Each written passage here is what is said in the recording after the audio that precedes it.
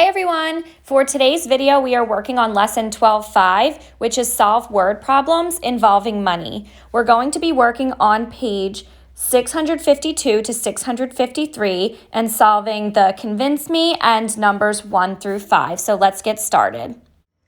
All right, so we're working on page 652 and our essential question is how can you solve word problems involving money? Our example here says Marcus buys a toy airplane and a toy car. How much does Marcus spend? How much more does the toy airplane cost than the car? There are two questions here, and thinking back to our different clue words to solving word problems, I saw how much more, so I'm going to underline that. And when we see how much more, we know that we're going to be subtracting at some point. So first question says, how much does Marcus spend?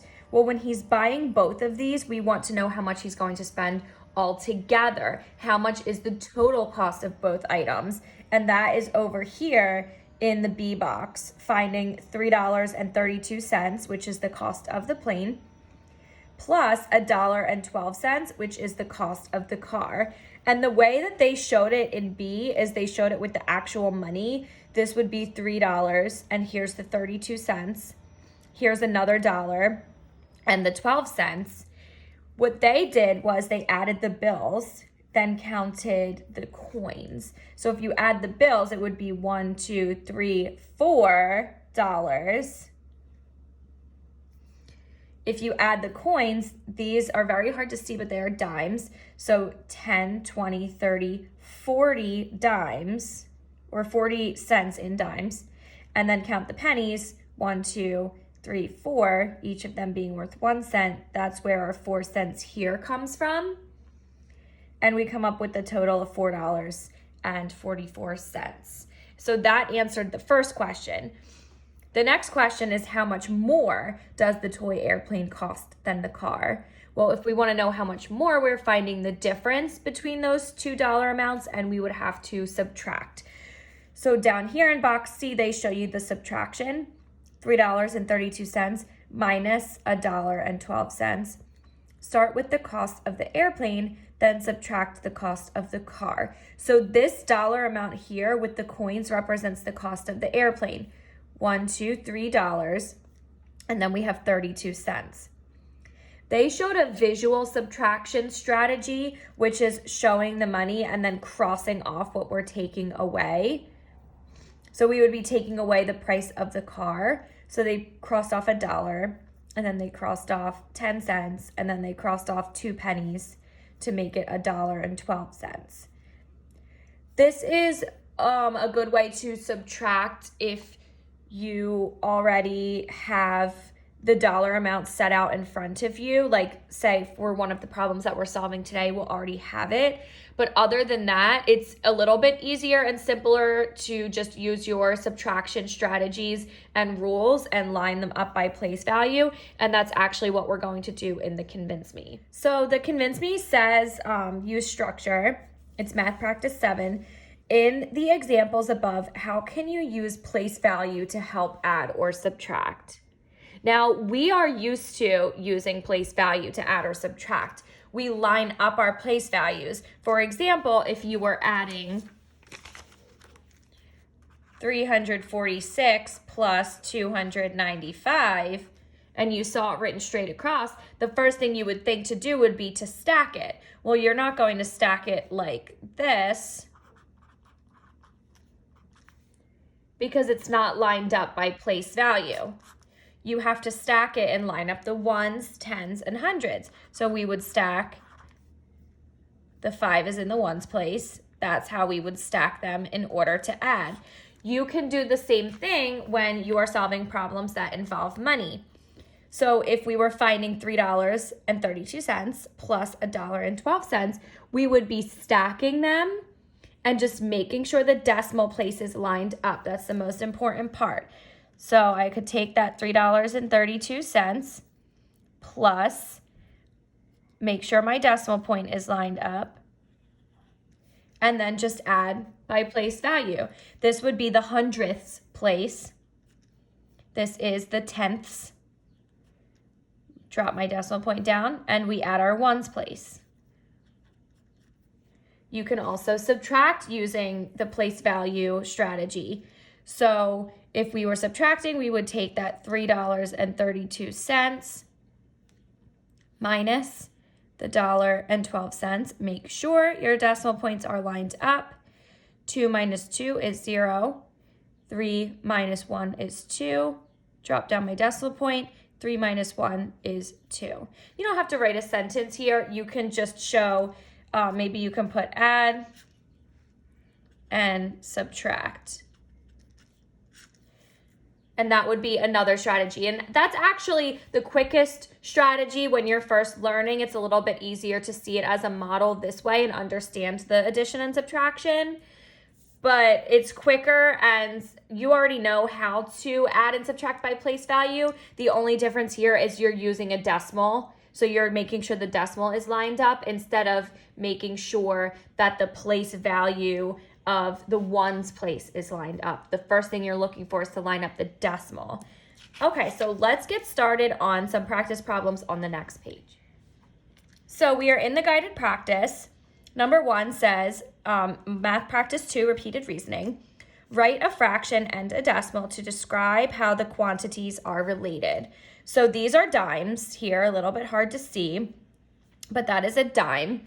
And a dime equals as a fraction 1/10 of a dollar. Because 10 dimes would make a dollar, one of them would be 1/10 of a dollar, which equals as a decimal 10 cents. We're using that information to help us with these two blanks. Now we have 3 dimes. Well, if 1 dime is 1/10 of a dollar, then 3 dimes is 3/10 of a dollar.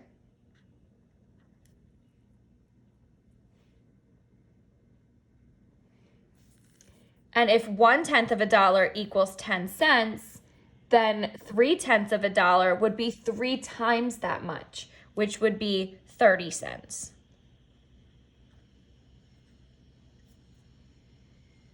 And you can just count the dimes too. For number 2, write a fraction and a decimal to describe how the quantities are related. This time we have pennies. So if 1 penny is 1/100th of a dollar, that would be 1 cent. Now we have 3 pennies.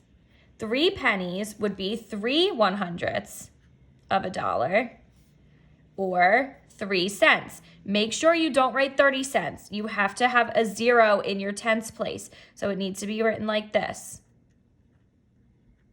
That's how we write 3 cents. Okay, moving on to number 3. For 3, use the bills and coins to solve. Marcus has $15. He buys a movie ticket for $11.25 or $11.25. How much money does Marcus have left? So here is his $15. So this is like the money that he has in his wallet. We are going to cross off the money that he spends on the movie ticket, which is $11.25. So we have a $10 bill here. We have 4 $1 bills. And then we have 4 quarters, which makes up our last dollar. So we have $15 here. He's spending $11.25. So I'm picturing the money that he's going to hand to the person when he pays. So if he's paying and this is the money that he has in his wallet, the first thing that he's going to do is hand the person a $10 bill because his total is $11.25. So even on the side of my paper here, I can take that $11.25 and just subtract what I take away. I know now I'm taking away 10.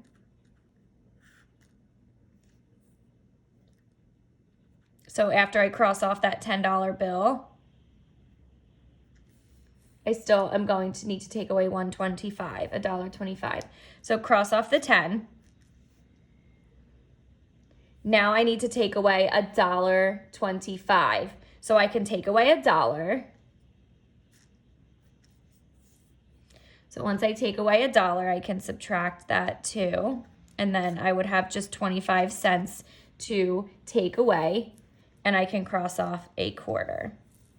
It's kind of like when you do the long division algorithm, what I'm doing over here. I want to end up with 0, so I know that I've taken away all of the money. So if he were to pay the cashier buying his movie ticket, he would be handing her $10, $11.25.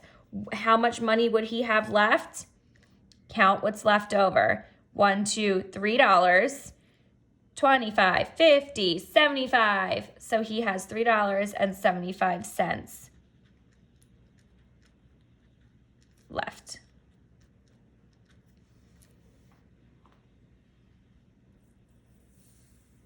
Okay, for the independent practice for 4 through 5, it says draw or use bills and coins to solve.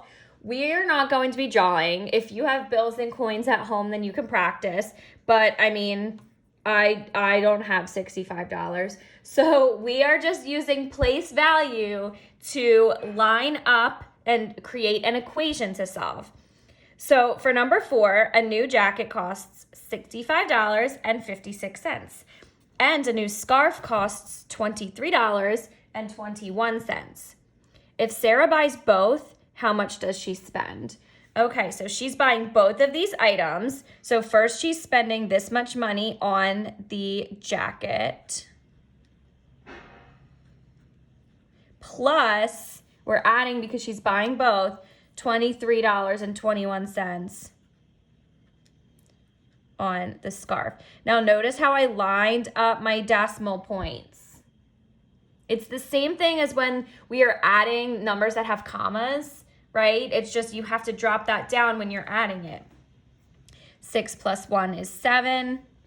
5 plus 2 is 7. Bring down my decimal point. 5 plus 3 is 8. And 6 plus 2 is 8. And there's your answer. And you can put that into a sentence too. Sarah will spend $88.77.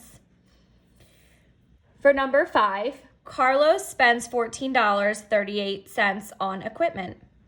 How much change should Carlos receive if he gives the clerk $20?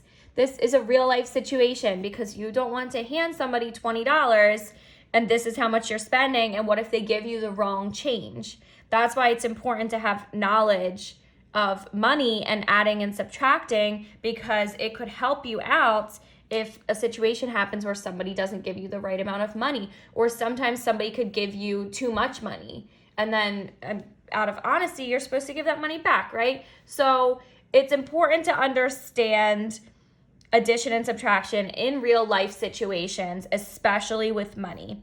Okay, so we are subtracting because the total amount of money that he is spending is this much, and he's handing her $20, and we want to know how much he's getting back. So $20 minus the $14.38 he's spending. So we are subtracting across zeros here. So obviously we can't do 0 minus 8. And this guy has nobody to borrow from. And this guy goes to his neighbor and he has nothing to share. So he's going to have to go to the 2. So cross off that 2 and make it a 1. And now we can give this guy 10. And now he can go to his neighbor, make him a 9, and then we'll give him 10. And therefore, he can now cross him off, make him a 9, and he can give that 10 over here. So now our borrowing is dispersed, and we can do our subtraction. So 10 minus 8 is 2. 9 minus 3 is 6. Drop down our decimal. 9 minus 4 is 5. And 1 minus 1 is 0. So $5.62 will be his change. And you can put that in a sentence too.